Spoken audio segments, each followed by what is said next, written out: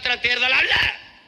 வீழ்ந்துவிட்ட தமிழ் சமூகத்தின் விடுதலைக்கு செய்கிற புரட்சி மாறுதல் என்கிற எண்ணம் என்னிலும் இளைய என் தம்பிதங்கள் ஒவ்வொருவருக்கு இருக்கணும்.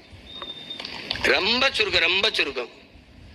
தமிழ் தேசியம் தன் இனத்தின் விடுதலைக்காக, தன் தாயக மீட்சிக்காக பெற்ற தாய் தந்தரை, பெற்ற மனைவி, கட்டிய மனைவியை, பெற்ற பிள்ளைகளை அத்தனையும் பழியிடும் தமிழ் தேசியம்.